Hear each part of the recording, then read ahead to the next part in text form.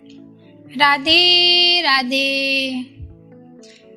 क्या हम लोगों ने कभी इस बात को सोचा है कि जब हम कोई कथा, भागवत या प्रवचन सुन रहे होते हैं तो हमें सुनने में बहुत अच्छा लगता है, बहुत अच्छी अनुभूति होती है और फिर मन में ये सोचते भी हैं कि हम अपने जीवन में इसको उतारेंगे।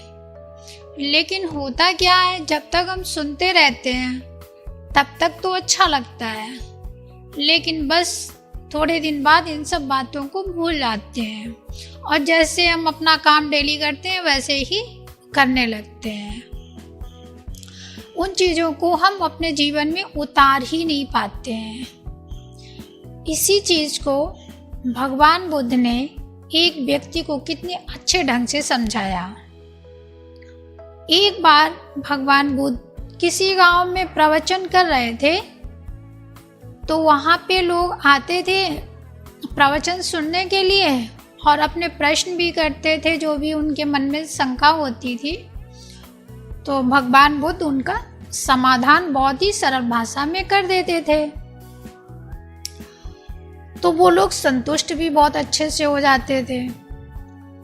एक दिन उनमें से एक इंसान जब सब चले गए तो वो भगवान बुद्ध से बोला, प्रभु, हम जब तक सुनते रहते हैं प्रवचन तब तक तो हम ये सोचते हैं कि हम ऐसा आचरण करेंगे, अपने मन में इस चीज़ को उतारेंगे। लेकिन होता क्या है, हम अपना गृहस्थी में जैसे ही जाते हैं फिर इन बातों को थोड़े दिन में भूल जाते हैं। तब भगवान बुद्ध ने उसको एक बांस की डलिया दी और उस डलिया में रोज पानी भरने को कहा। बोले कि इसमें आप रोज निरंतर पानी भरेंगे। तो वो व्यक्ति जो था रोज उस डलिया में पानी भरता, लेकिन वो पानी डलिया में भरता ही नहीं क्योंकि उसमें छिद्र थे, तो वो असफल रहता उसमें। लेकिन वो निरंतर प्रयास कर रहा था।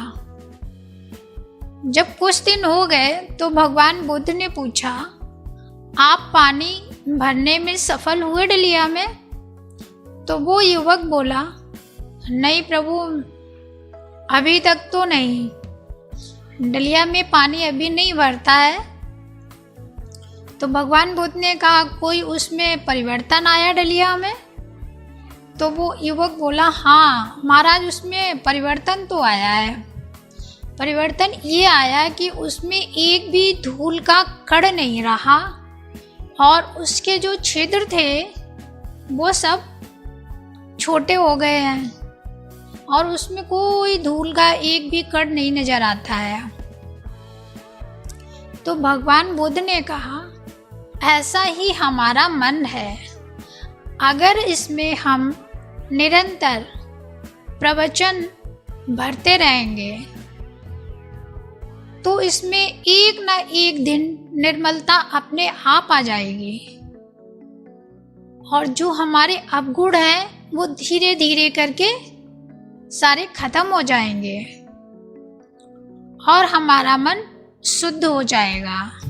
जिस तरीके से इस डलिया में एक भी धूल का कण नहीं रहा और इसके छिद्र भी छोटे छोटे हो गए हैं, उसी तरीके से हमारे मन के विकार जो है सारे निकल जाएंगे और जो है सारे सद्गुण जो है हमारे अंदर समाहित होने लगेंगे। ये बिल्कुल सच बात है कि अगर जो आप कोई गलत भी कार्य कर रहे हैं तो अगर आप प्रवचनों को सुनते हैं निरंतर तो आपके अंदर स्वतः ही जो विकार है वो धीरे धीरे करके खत्म हो जाते हैं। जैसे कि कहा भी गया है कि अभ्यास के जड़मति होत सुजान, रसरी यावत जात शिल्पर करत निशान। निरंतर प्रयास करने से एक मूर्ख आदमी भी बुद्धिमान बन जाता है। जिस तरीके से कुएं की मुडेर पर बार बार रस्सी के घिसने से उस पर निशान पड़ जाते हैं, उसी तरीके से निरंतर प्रयास करने से, निरंतर प्रवचनों को सुनने से हमारे अंदर जो विकार होते हैं वो स्वतः ही नष्ट हो जाते हैं, खत्म हो जाते हैं। राधे राधे।